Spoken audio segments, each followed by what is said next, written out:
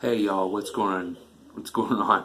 Sam the Slam here. Welcome back to another Slam movie review. There's films that I finally get to see. I finally, Maniac Cop 2. And I was gonna watch, the original thing. I was gonna watch a sex comedy. I wanted to go back to because last year in January and February, I think January, I watched American Pie films. And I'm like, I want to look for some sex comedies. I was trying to watch Skill School and Ski Patrol, but there's no stream. But I do want to watch those films someday. But I decided to go back, because I'm still doing the horror movies. But I just realized, because I do my little screenshot, my thumbnails, is that every time I have Jason with the knife, and then when I have the middle finger with Jason the Mask, those are going to be the middle finger. Which this one right here, this Maniac Cop 2, gets a middle finger and a half away. But when I do the regular movies, it's going to be just me and my face and my hat, It's not going to be with the mask on. So I decided to do this when I do the thumbnails. But we're here for Maniac Cop 2. Now, Maniac Cop, it's from the first, it's the second one. And there's another film coming up, or another film, a third film to this film series. This continues off from because when I was going to watch it last week, I only watched like a minute in, but it starts from the very last minute, or a couple minutes from the original one, which follows. I can't remember names. Sorry, it's gonna be a shitty review. I don't have my notes, so it's gonna be a shit review. But then again, at the same time, I don't really give a shit. Because it was a hit and miss movie. I don't know, I'll get there in a minute, but it has Bruce Campbell's character as Jack Forrest or something like that, and then his girlfriend he's dating. It continues on. And then Robert Davi, from the first one, he miraculously got through that fucking whatever accident where he got pinned down in that moving truck or whatever the fuck it was. So this is the one that Remember Rat for Life liked. Here's the thing. This film right here is a one and done for me, absolutely. This film, because in the trailer it says, oh, Maniac Cop teams up with a serial killer. But you think at when the very first beginning scene with this robber, you think that's going to be the guy. But he's just basically teaming up with anybody who's the opposite of the law. But in the first 10 minute, the guy who was robbing, he gets killed. But basically, he's just come back to just destroy. And like in the first one, he got framed. He was a police officer. He got framed and he got arrested, or he got put in jail, and got beat the fuck out of. And that's how he came back. He was pissed off because he got framed, and so he kills all the good cops instead. So in this one too, we get he's going after which here's the thing too. I was like, Bruce Campbell's in this film too. I thought he died in the first one. I thought it was a different story and shit, but no. It's like Janet Leigh, Janet Leigh from the Psycho one, but it's like the thing is, no spoiler. Before I get to spoilers, whatever, do I recommend this film here? This was in the horror genre, but it's basically more of a thriller. They say it's a slasher. It's not really a slasher. This is more like a thriller with horror, action, basically action horror thriller. But do I recommend this film? I only recommend it for the nostalgia. There's a series. There's one more. Which I thought I was not going to watch, and then I saw the cast. I thought it was going to be another guy playing Maniac Cop, but no, it's Robert Davi. He had he has like a big forehead, a big face. He went for like an operation or something like that, and he plays the Maniac Cop. And I thought it was going to be a different guy in the third one, but no. Robert Davi's still in it. He's in this film. He's the badass, and Robert Davi. He's the guy who he was in the Goonies. He was the brother who faked he was faking like when his mother and his brother came to rescue them, he was that one they rescued him, and he killed the people or knocked them out when he pretended to die or whatever, his death. But that was the guy. He's mostly a bad guy. In this one, you think he was a serial killer because he shot somebody, but he was being a cop. But he's a bad. He you know, in the film, the first half of this film, it's only an hour 20 plus minute film. The very first 20 minutes, 25, 30 minutes, it's kind of fucking boring. It really is kind of boring. I mean, first of all, the main characters from the first film die Bruce Campbell just dies. I mean, yeah, I didn't know it was going to happen. I thought he was going to survive or not, but all of a sudden he's reading a newspaper, and then Matt Cordell, the killer, the Maniac Cop, in front of the blind newsstand man. And then the chick, his girlfriend, whatever, which I forgot her fucking name, she's fucking just neck destroyed. So now there's new characters here. You have Robert Davi as a detective, and then you got this psychologist, this psychologist, therapist, or whatever, who's a police officer. She's intertwined, and you think she's going to die because Matt Cordell, after he kills the bitch from Bruce Campbell's girlfriend, he fucking handcuffs her to a driving car, and you think she's going to die and have this just death from hell. God, I can hear my girlfriend keep coughing. She's sick. She's upstairs, but no. She fucking miraculously, she gets out of it. But the thing is, it was a very slow, I mean, it was just boring. It really was. And then we get a shot, yes, the titties are here. Yes, so guys, you'll be excited to see some titties in a strip scene, or a strip club scene.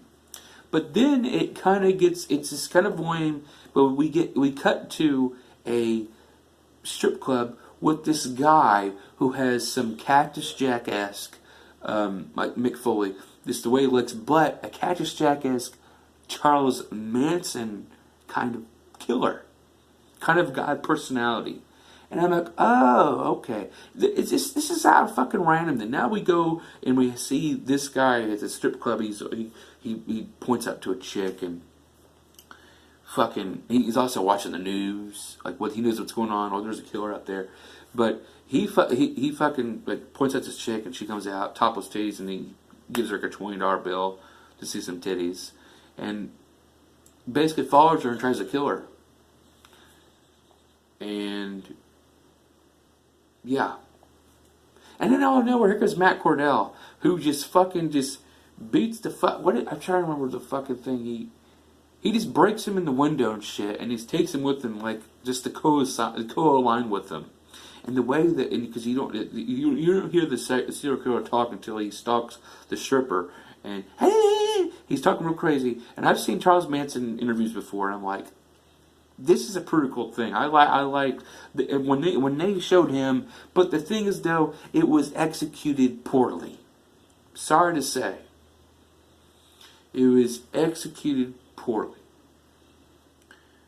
But I mean, you had Robert Davi there still. He's the badass, but he's portraying this film. You know, he's a badass detective, but he didn't do shit in this film, though. The thing is, his part was like, okay, you're supposed to be the detective. I mean, but no. But he gets because the commissioner, he gets the fucking commissioner to talk about, you know, you framed him, you know, okay, because they don't believe that because they say oh, Michael Cordell's dead, or no, he's dead, he's not alive, oh, you know. But sorry, I'm wearing my shorts. But I'm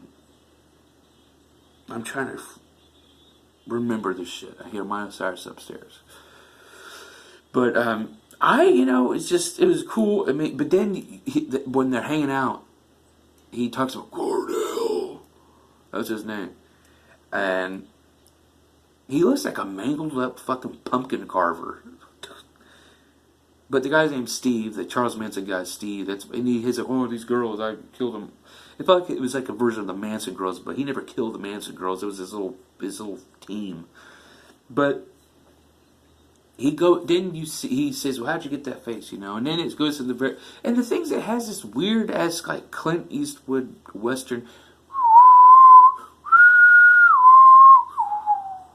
and they play this, and they had the flashback of how he got the face when he was framed, went to jail, or the death row, whatever, and he's in there, and he sees all the inmates that he arrested and put in the jail, and they go and he's taking a shower, and they're all in a fucking shower, and they nab him. He puts up a fight, but and that. This the music. It's like, what the fuck is this? But then again, another thing about this film too, I do fucking love, because the thing is though that Matt Cordell, he gets them both, but he goes back to the police station, and he goes back to the jailhouse. That's where he wants to go to get revenge on those fuckers that did to him. But before that, he rescues Steve's character, the killer. Let's call him Steven Manson. And it's a ripoff of the first Terminator. Remember when Arnold Schwarzenegger goes, "I'll be back," or just kills this fucker. Better. I mean, it wasn't that long. I mean, I think the Terminators is better in a way, but just killing everybody. It was just a little homage to the Terminator. It was a ripoff, but I don't care. I like that, and it's why I got action. And then they go and they have some prisoners. They have that psychotherapist bitch or whatever, and then they go straight to the fucking the death house. But then he goes after all the inmates. He gets his revenge, and he's burning like a fucking zombie. And then because that Steven Manson guy just out of nowhere is like, well, you know, we're a friend of mine. You weren't a friend of mine. And he stabs him. And then fucking Cordell just pushes him, choke slams him through the fucking the brick wall outside, and they fall to the fucking security bus, or the maximum security bus, which they got escorted, which they were in, dressed as cops to go in there to let everybody out supposedly. But he wanted revenge. He didn't give a fuck. They wanted to have mayhem, but he wanted revenge. But there you go. And they said that, oh, Cordell was a hero and shit. And he's dead. They throw his badge, and then Robert Davi and that one woman's there. They throw his badge on there, and then all of a sudden, voila, he goes back to the fucking where the casket of the badge, and then it's Cordell breaking through the casket, grab his badge, and slide it back down to him. And there's your ending. I mean, so yeah, that is Maniac Cop 2. But, you know, it's just, what I can say about the film is, the very first 25, 30 minutes, I mean, you know, I would say it was an hour and 25 minutes, like, the very first 30 minutes was kind of just, even with the scene when she's in that car, because I didn't really care for the characters. The only characters I really cared about was Bruce Campbell and shit, and then Robert Davi, but his character was so, it wasn't even used properly. I don't know, but the ending, and then I find out that the cast is going. Well, Robert Davi's character still, and the Robert Dazar's character, the guys who played the Matt Cordell, they're in the third one, Badge of Silence, same director, and I'm like, well, shit. I thought it was another actor, another director too, portraying it and whatnot, but no, Robert Davi's still in this. Matt Cordell, maybe they'll have him face off with him, but the thing is, how are you going to kill this motherfucker? He's like the Michael Myers of cops. And I don't know how he got his powers from the evil or something. Hell, I don't know. But it's a thriller-esque. It wasn't really slasher or thriller/horror-esque. I did the things at this parts. I did like when we first meet the Charles Manson-esque character. That's when it starts to pick up a little bit, and then you have a little blood here at the jail or the police station, and then the ending at the prison was kind of lackluster. But yeah, definitely not rewatchable. One and done. This is a one and done for me. To the first and second one, I mean,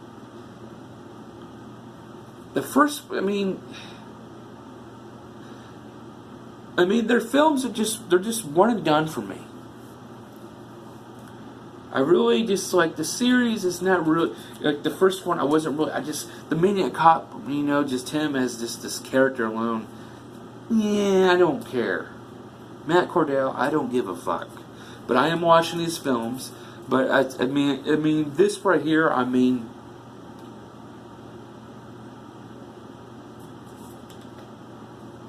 I think. I mean, if I had a vote, they're both.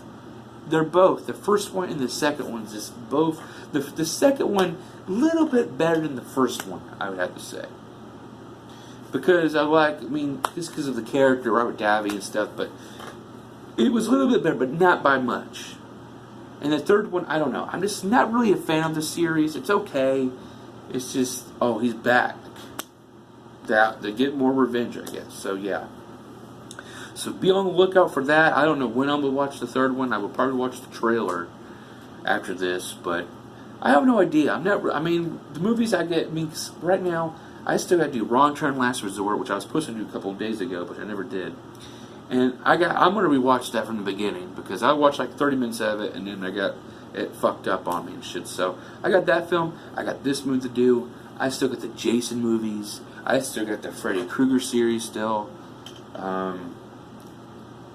Yeah, I mean, there's so much more. And then, you know, I mean, I've been doing the horror movies because I just like watching horror movies in general.